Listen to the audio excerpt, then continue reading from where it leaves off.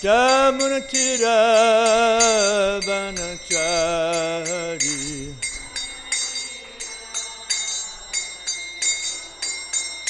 Jaya Radha Madhava Kunja Bihari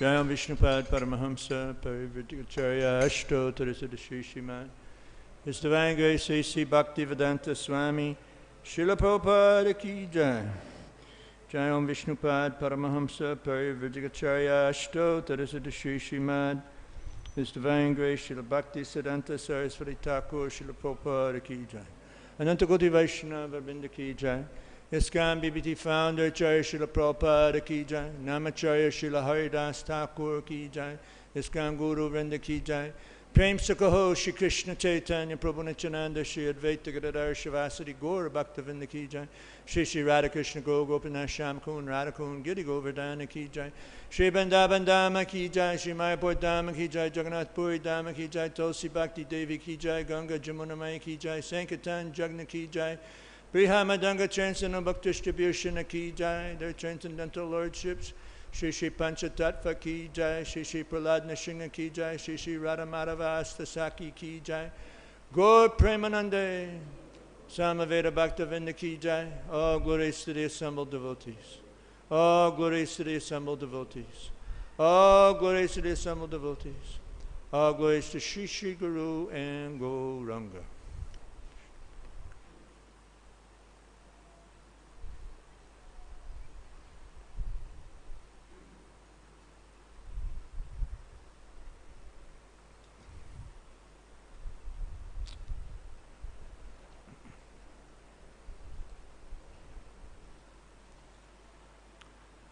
Om Namo Bhagavate Vasudevaya. Om Namo Bhagavate Vasudevaya. Om Namo Bhagavate Vasudevaya. Reading from Srimad Bhagavatam, first canto, chapter 18. Chapter is entitled Mahārāja Parīkṣit Cursed by a Brahmin Boy. And today is the first text. Sutta uvāca yo vai drauṇy-astra-vipluṣṭo mātur udare mṛtaḥ anugrahād bhagavataḥ kṛṣṇasyādbhuta-karmaṇaḥ Sutta uvāca yo vai drauṇy-astra-vipluṣṭo mātur udare mṛtaḥ anugrahād bhagavataḥ kṛṣṇasyādbhuta-karmaṇaḥ. Please chant.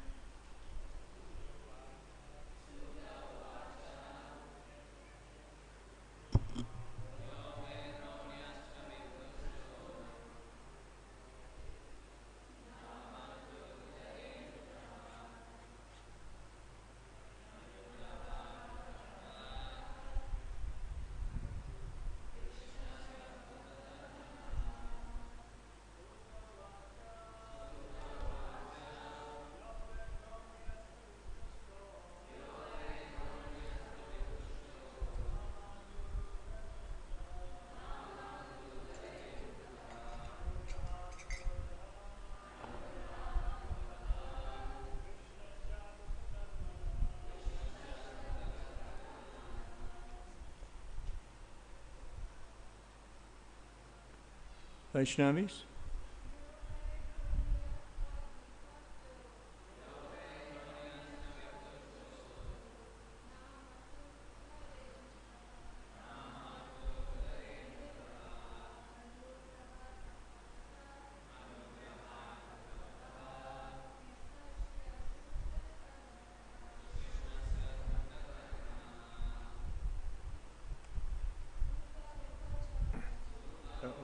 uvāca. Yo vai drauṇy-astra-vipluṣṭo mātur udare anugrahād bhagavataḥ kṛṣṇasyādbhuta-karmaṇaḥ sūtaḥ uvāca. Śrī Sūta Gosvāmī said, "Ya, one who, by certainly, drauṇi-astra, by the weapon of the son of Droṇa, Droṇa, vipluṣṭaḥ, burnt by, never, mātur, of the mother, udare, in the womb, mṛtaḥ, met his death, anugrahāt, by the mercy, bhagavataḥ, of the Personality of Godhead, kṛṣṇasya, Kṛṣṇa, adbhuta-karmaṇaḥ, who acts wonderfully." Translation and purport by His Divine Grace A.C. Bhaktivedanta Swami Śrīla Prabhupada. Śrī Sūta Gosvāmī said, due to the mercy of the Personality of Godhead, Śrī Kṛṣṇa, who acts wonderfully, Mahārāja Parīkṣit, though struck by the weapon of the son of Droṇa in his mother's womb, could not be burned. Please repeat. Śrī Sūta Gosvāmī said, due to the mercy of the Personality of Godhead, Śrī Kṛṣṇa, who acts wonderfully, Mahārāja Parīkṣit, though struck by the weapon of the son of Droṇa in his mother's womb, could not be burnt. Purport. The sages of Naimiṣāraṇya became struck with wonder after hearing about the wonderful administration of Mahārāja Parīkṣit, especially in reference to his punishing the personality of God, of Kali, and making him completely unable to do any harm within the kingdom.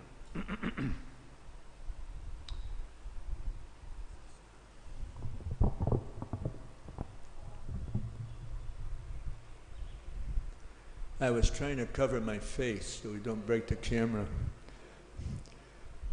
Sūta Gosvāmī was equally anxious to describe Mahārāja Parīkṣit's wonderful birth and death. And this verse is stated by Sūta Gosvāmī to increase the interest of the sages of Naimiṣāraṇya.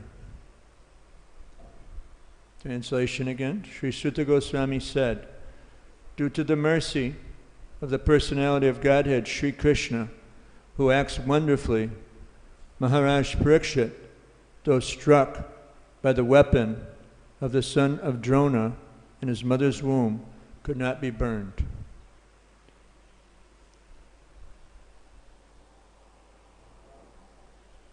Om Jnana-timirandasya Gananjana Shalakaya Chakshur Umlitam Gena Tasmai Shri Gurave Namaha.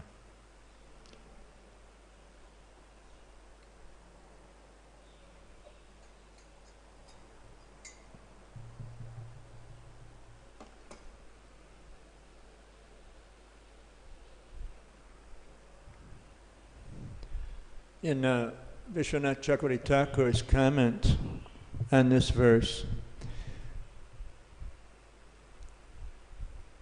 no one had ever seen or heard, no one had ever heard of such a devotional king who saw Krishna when he was in the womb and punished Kali. So they were already pretty impressed by what had taken place in the previous discussions.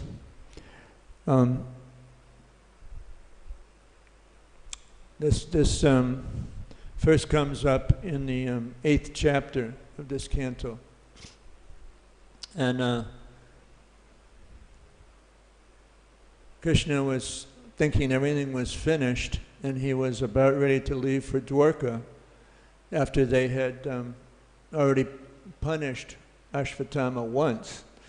And then Udare came, Krishna, please help. There's this incredible, this intense weapon. How does he describe it?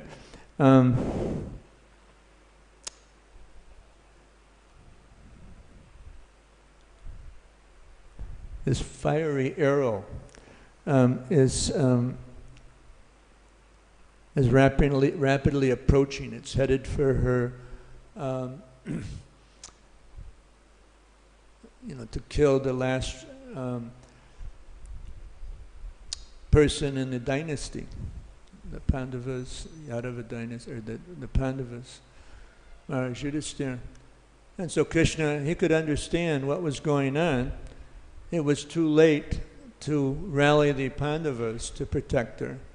So he went against his vow not to take up any weapons, because it was more important, his mood of bhakta-vatsal, to serve the devotees.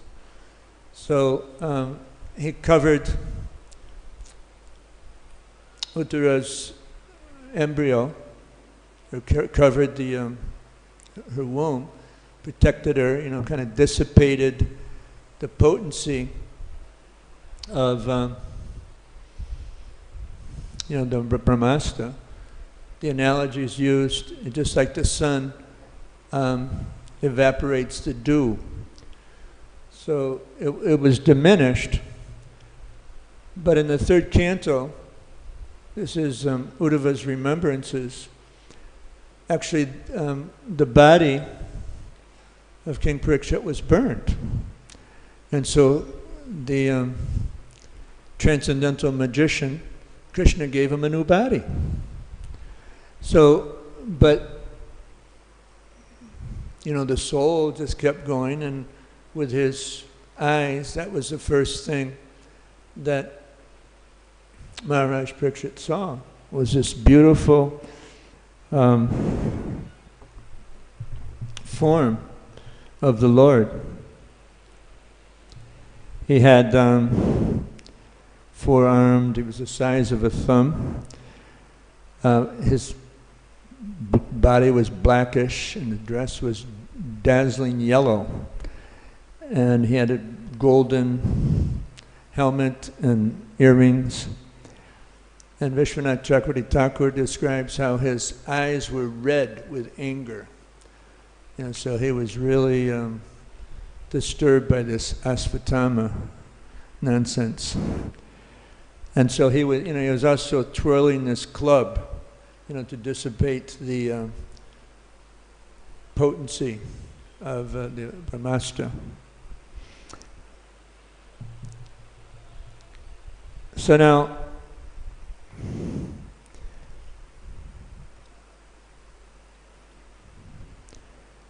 in the purport to the 6th text of this purport, Prabhupada says, the very day and moment the personality of Godhead, Lord Śrī Kṛṣṇa, left this earth, the personality of Godhead, who promotes all kinds of religious activities, came into this world.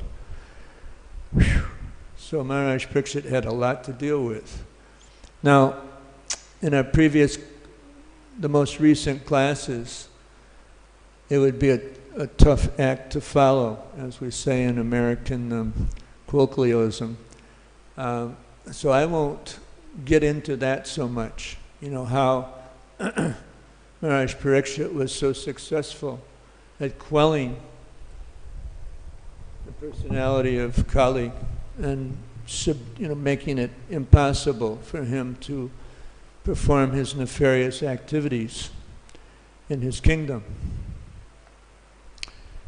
He was the exemplar of a ruler.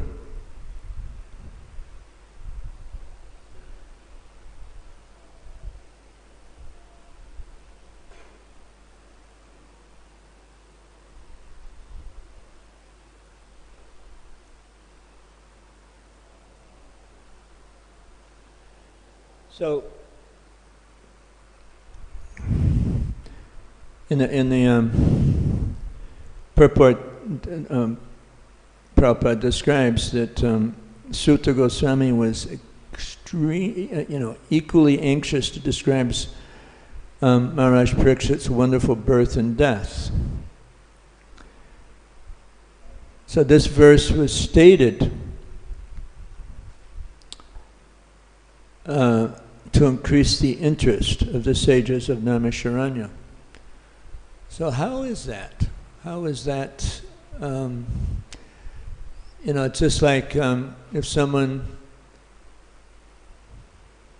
is expert in public speaking, he'll say something in the beginning of his presentation, or wake everybody up so that they don't fall asleep. He gets their piques their curiosity, and so this is basically what's being done here. He's just, again, he's focusing on this wonderful, wonderful birth that Mahārāja Parīkṣit went through. And it, it inspires. These are the sages of Naimiṣāraṇya. How many were there? Anybody know? How many? 80? 80,000. Okay. So there's a lot of saintly persons eager to hear, but he wanted to increase that even more. He didn't want people falling asleep on him. So this was this description, again reminding, there's some, there was a glimpse of this in the beginning of the 8th chapter, but now it really unfolds, the glory of Mahārāja Parīkṣit's birth.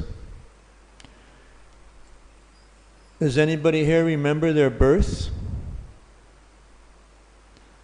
Usually we don't, right? But because Mahārāja Parīkṣit's birth was so powerful, and even when he was in the womb, even before he came out of the womb, the first thing that he saw was this beautiful form of the Lord.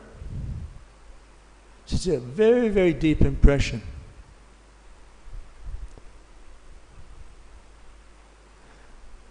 Anybody have any really phenomenal events, very early in their life, that just kind of left a lasting impression on them? Maybe when their father really hit them hard. Those are the kind of things we don't want to remember. But so you can imagine what the impact that had on him. And he became known, his name Parīkṣit. What does it mean? The examiner. He was, after his birth, he was always, is this the same person? Kind of an unusual, but he was just always in constant remembrance of this great personality that saved his life, gave him a new body.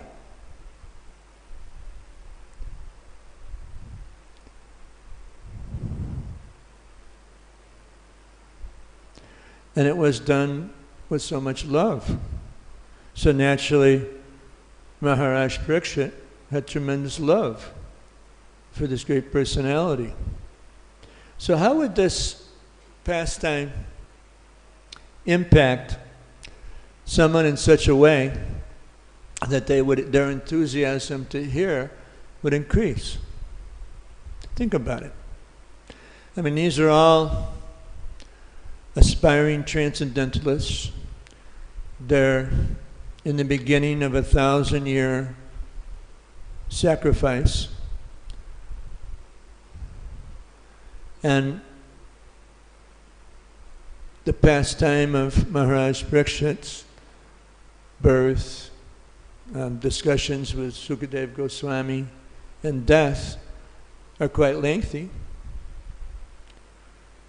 So, but because of their exalted stature as sages of Naimiṣāraṇya, that they, wow, this is a great personality. I really, really want to become absorbed in understanding him, understanding his birth, his activities, his death.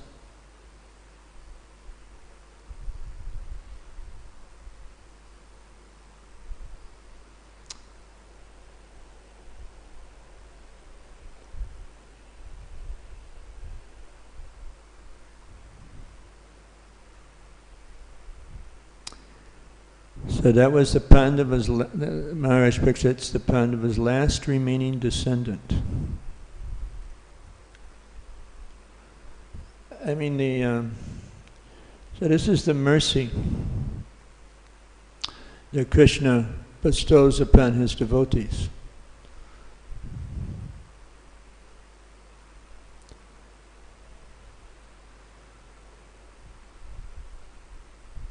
I know quite a few examples of how devotees in extremely difficult circumstances were rescued by the Lord.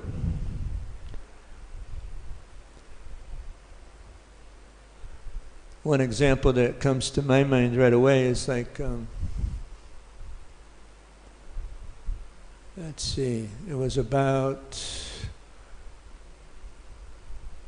9 years ago.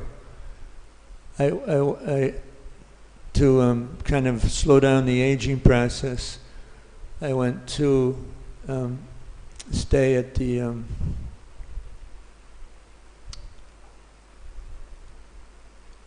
home of a devotee that has a PhD in yoga. He used to teach yoga for the Mayapur Institute. And my second day there, sometimes yoga teachers in India have a tendency to push you further into an asana. And he did that, and ooh, something in my hip was injured. I found out shortly after that, I went to Germany to renew my 5-year visa. You could actually do it. You didn't have to go to the home country in those days. You could just go to the embassy. And my wife's German, and so she arranged for me to go to see an orthopedic surgeon. And he did an x-ray of my hip. And he looked at me and he said, "Mr. Griffith," that's my legal name, "you have a broken hip." So I was kind of shocked. I didn't think it was quite that bad. So anyway, I went through like about 3 or 4 years of hobbling around and, looked like a Bengali widow in Vrindavan. You ever see them? They kind of, they can't even stand up. They're like so disabled. And then I went through different alternative therapies. Nothing seemed to work. And I was leaning more and more over to my right side. And people would start joking about me. This is when I was in America. And it just so happened, then finally, one doctor said, "You need to have hip replacement surgery." I said, "Okay." So then, by Krishna's divine arrangement, I had the best surgeon, orthopedic surgeon with this specialization in the southeast U.S. And he just happened to be a devotee. And I had insurance that covered it. It was something like it would have cost $40,000, and I had to pay $387 for it. And before the surgery, the doctors, or the medical team, prescribed all these barbiturates because they said you'd be in excruciating pain after the surgery. And I didn't have any pain. I didn't have any, and there was a physical therapist that would come to my home, and he said that in his 35 years of practice, he'd never seen anybody recover as rapidly as I had. And very soon I was out walking again, and I don't even notice the difference between this hip and that hip. So, one example. And I know one of my friends in America is Prabhupada disciple, Ramya Prabhu. He just did the online Bhakti Shastri teacher training course. I think he's maybe even older than I am. And he had real serious problems with his heart, and he was in the hospital. I mean, severe heart palpitations, and it may look like it was life-threatening. So I heard about it, and then I did a full-day puja to Lord Nrsimhadev, back up and running, in like just a very short period of time. So Krishna takes care of his devotees. Sometimes he puts us in difficult situations, which is another form of his care,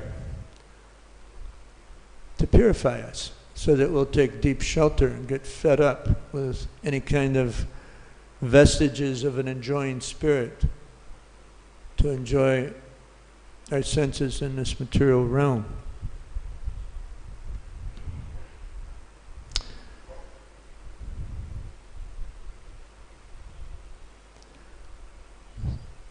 So the Lord provided Mahārāja Parīkṣit with a new body, one that wasn't burned.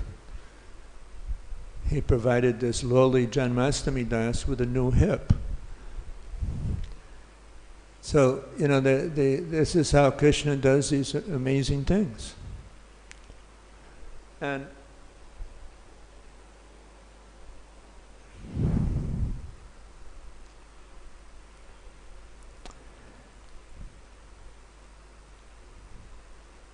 in the 30th verse of this chapter, there's a very interesting, I don't mean to take away from future presentations, but this is a very relevant quote. This is kind of like an overview, this first verse of what's going to take place in the chapter. So,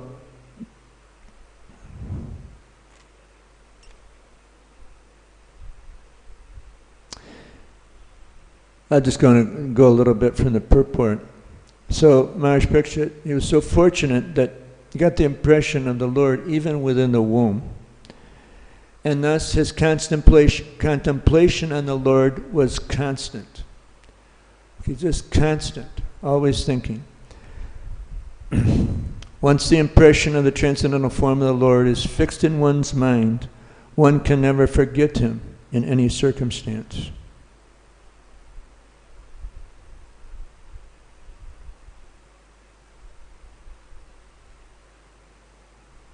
And he was always looking at everybody and says, is this the same person? Unusual phenomena. Okay, so Jiva Goswami, he makes a comment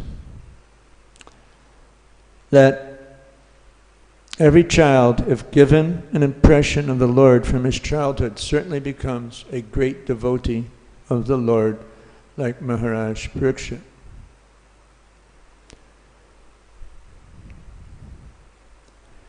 One may not be as fortunate as Mahārāja Parīkṣit to have the opportunity to see the Lord in the womb of his mother, but even if he's not so fortunate, he can be made so if the parents of the child desire him to be so. There's one statement that Srila Prabhupada made about the children in our movement. I consider it kind of the Maha vacuum for Gurukul. And that's that these are not ordinary children. We should love them.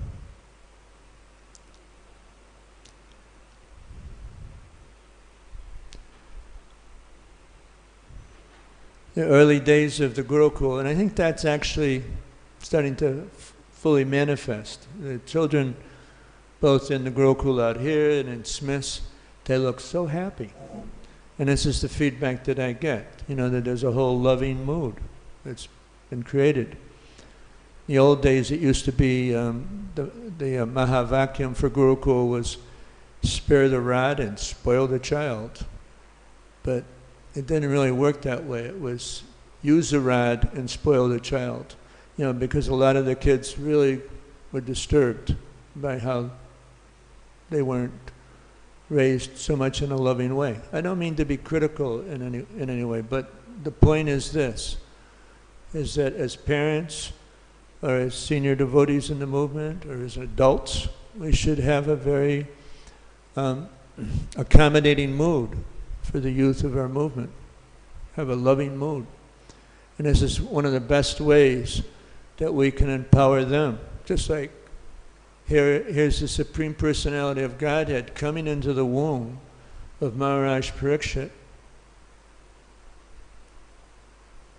out of love and protected him, gave him a new body. Think of that. So we may have opportunities. It's like Krishna Subhadra Prabhu is here, sitting here right in front of us, and he has a PhD in sociology, but he has two young girls, and out of love for them, he left that position, moved to Mayapur, and he's teaching the Sri Mayapur International School, exemplary, to give his daughters an opportunity to constantly remember Krishna.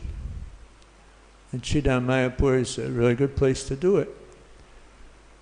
I recently was invited, and amazingly enough, the Sri Mayapur International School currently has 68 students, but starting in August, 1st of August, they'll have 220 students. Am I right about that, the numbers? Whew, what an increase. How is that? Anyway, very loving mood within the school. And so many parents say, yeah, I want my children to be there.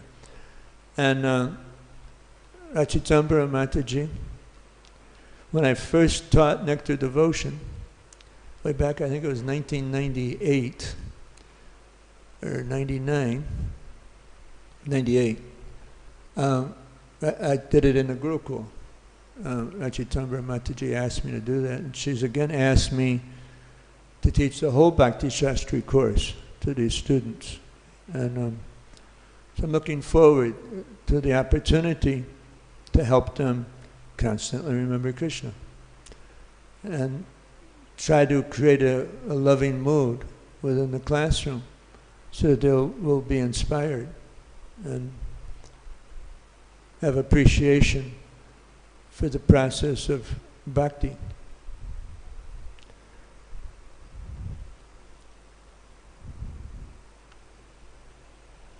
And then Prabhupada said regarding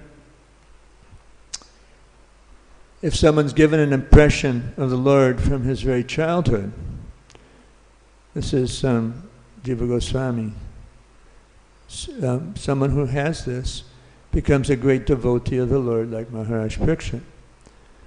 So then Prabhupada describes there's a practical example in his own life. So many of you probably have read the Srila Prabhupada Lilamrita, and how at the age of 4 or 5, his father arranged for him to have these murtis of Radha and Krishna, and he and his sister would worship them. They would kind of emulate the procedures that were performed by the temple. What was the name of the temple? Just right across the street. It was started by his family members. And then, early age, he performed Ratiyatra. And then Prabhupada humbly admits that when he was in his educational period of youth, Then he stopped practicing. But as soon as he met Srila Bhaktisiddhanta Saraswati Thakur, he renewed his practice. And he continued that until the end of his household career. And then with sannyas, he moved on to Vrindavan, and then his focus was... But he gave tribute to his parents for getting him started. And then later in life, he began the regulated practice of devotional service. So I'll have the opportunity, these aren't kids anymore, I'll have the 11th and 12th standard students, apparently. And so they're new adults. But still in all, it'll be a great opportunity. I see. I'm looking forward with full enthusiasm. So Prabhupada also quotes the famous first verse of the, this is 7th canto, 6th chapter, 1st verse. Anybody know it? Komara. That's a hint. You know it? Give him the mic. You don't want me to put you on the spot like that, huh? Anybody know it? It's important for giving you the mic anyway. No, he doesn't want it. Sure? Give it a try, even if you mess up. Huh? Can't hear. Give him the mic so I can hear what you're saying to me. You mean the verse from the Bhagavad Gita? No. The first verse of the 6th chapter of the 7th canto. This is Prahlad Maharaj instructing his class, his schoolmates. I don't know. You don't know that one? All right. Anybody? Okay, here we no. Okay, so microphone over here. Oh, you're cheating. You're looking at your phone. That's all right. Krishna still loves you. Okay. Komara acharet prajo prajno dharman bhagavatam iha durlabam manusham janma tad api apyadar adruvam artadam. It's kind of like a verse I knew a lot, now I'm having to relearn it. So it happens with the aging factor. Prahlad Maharaj said, one who is sufficiently intelligent should use the human form of body from the very beginning of life. In other words, from the tender age of childhood to practice the activities of devotional service, giving up all other engagements. The human body is most rarely achieved, and although temporary like other bodies, it is meaningful, because in human life, one can perform devotional service. Even a slight amount of devotional service can give one complete perfection. Okay.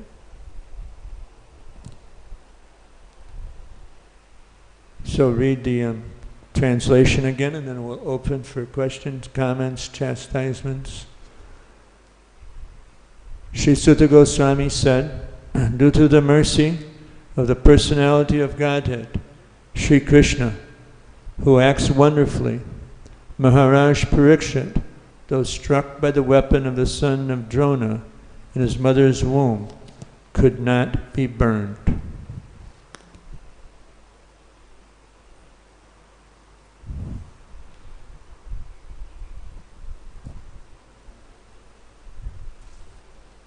No questions or comments?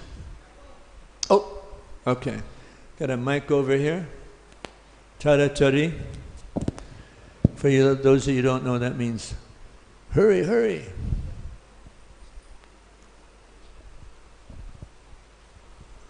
Hare Krishna. I don't know whether it was a mistake, but I heard you say that Parikṣit was burnt and Krishna gave him a new body. That's correct. But in the Bhagavatam it says that he was protected. Right. He never got burned. So, if you look, you got your phone. So let's see, where is that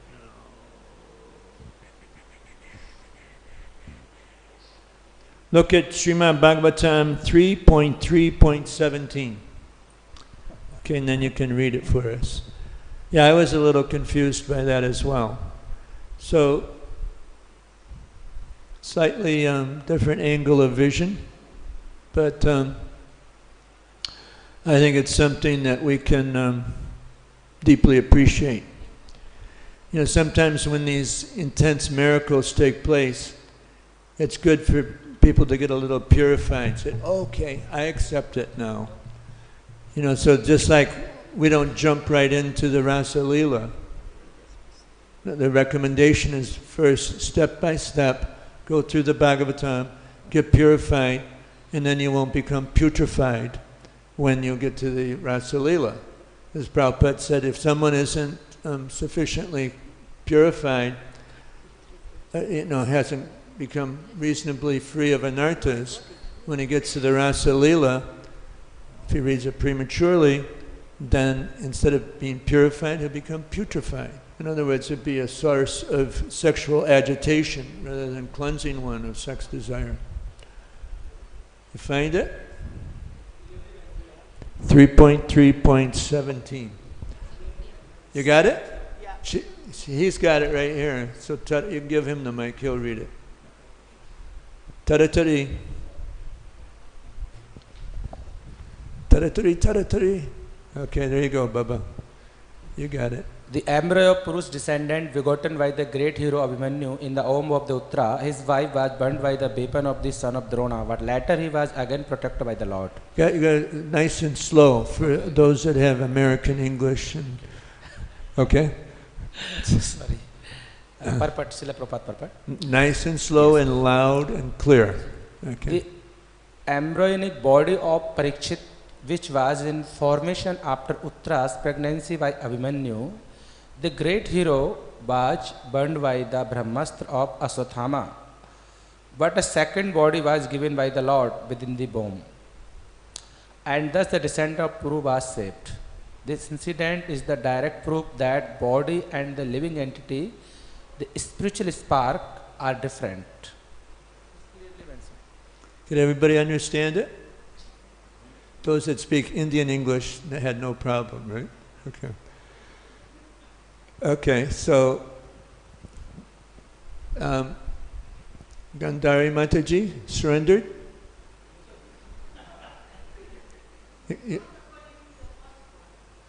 Well, anyway, like I say, it's an upward spiral of realizations and revelations that Sukadeva Gosvāmī has given.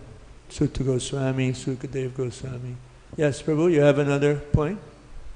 Okay, I knew I was going to get a question from you, R.K. Prabhu. It's easy to predict. Go ahead. Hare Krishna, Prabhuji. Should I ask the questions?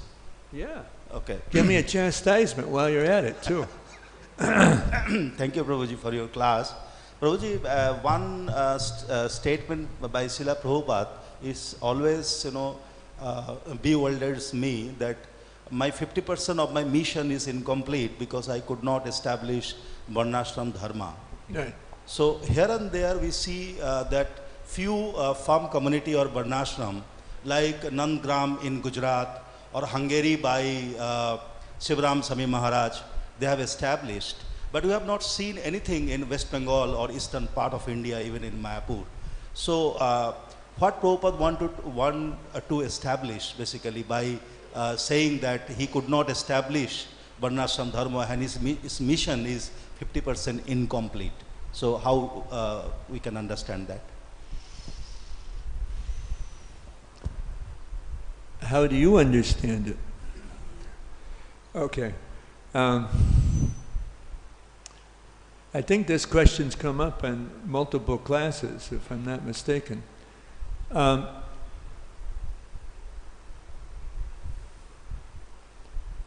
Our movement is going through continual maturation.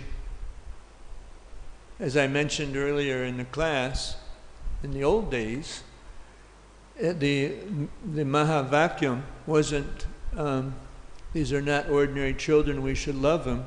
The Mahavakyam was spare the rod and spoil the child. And so the loving atmosphere wasn't there that supported the growth of the Bhakti Lata Bij. And so we lost maybe 90, maybe that's too generous, maybe 99% of the early Gurukul students. It was heavy. Abuse cases, just crazy. So that's something that my sense is that everyone's aware of, needs to be done. When I was temple president in Denver, Colorado, from 92 through 96, and then I moved here. Moved to Vrindavan first, end of 96, and then to Mayapur. We had a preaching center in Boulder, Colorado, which is a university town. University of Colorado is located there. It's a lot of real hip students, so to speak, and they were really open to Krishna consciousness. And there was one devotee there that was very effulgent personality, and he would induce a lot of people to join. There was a preaching center in Boulder, and he got inspired to sell the preaching center and develop an eco-village north of, an hour's drive north in a remote area. But there was university town nearby that, he planned to have a restaurant in the town and then attract people and set the example. And I'm not saying this in a critical mood, but just a descriptive mood. And I won't mention any names. According to Jayapataka Gosvāmī, if you don't mention a name, then you don't incur Vaishnava aparad. But the current GBC at that time said, it's fine, as long as you don't bring any cows onto the project. It was like kind of a devastating blow. And why was that?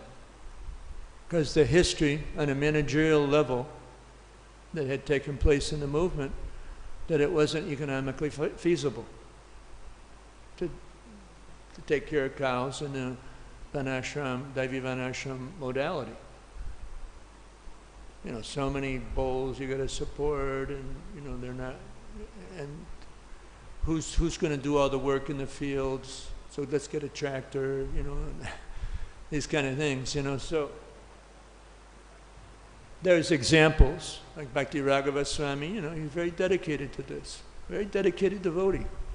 When the Muslims attacked Mayapur, and they blew off his leg.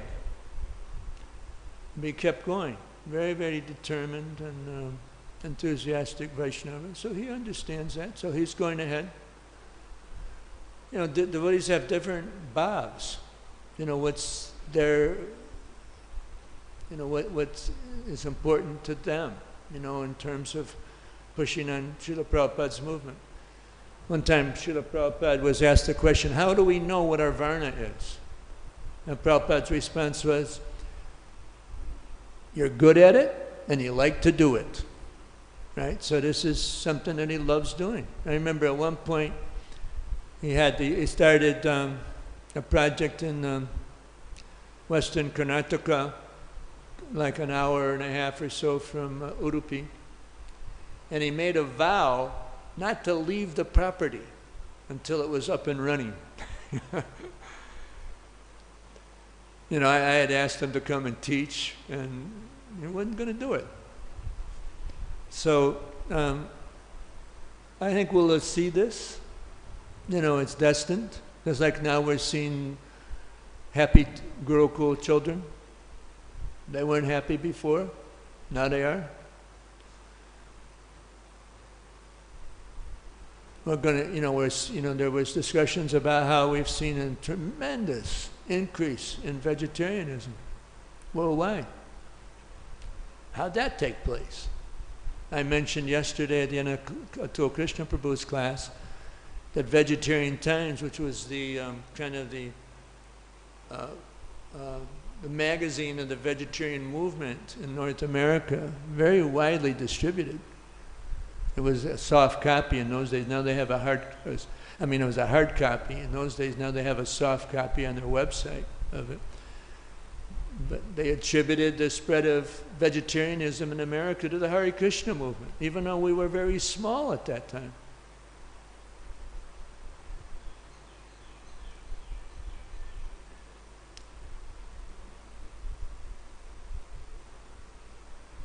One thing that, one quote from Srila Prabhupada that always stuck in my heart: England, for all thy faults, I love thee. Okay, and he used this to set the mood for every ISKCON devotee. ISKCON, for all thy faults, I love thee. And I'm going to dedicate my life to improving. When I was in 1987, the movement in North America literally fell apart. Many leaders fell down, and it was just a super intense crisis in the movement. And I had a Sankirtan partner. This is the first time I met Gandhari Mataji. I had a Sankirtan partner. His name was Navadvip Prabhu. And he's a real intelligent guy. He actually learned Sanskrit and Bengali, and he was teaching in the Gurukul in Vrindavan. And we would have discussions almost continuously. What happened to our movement? And the conclusion that we came to was that their movement had undergone a deviation. And it was an understandable one from a practical standpoint. That the temples, rather than being bases for sadhana, preaching, and book distribution, they'd become bases for business.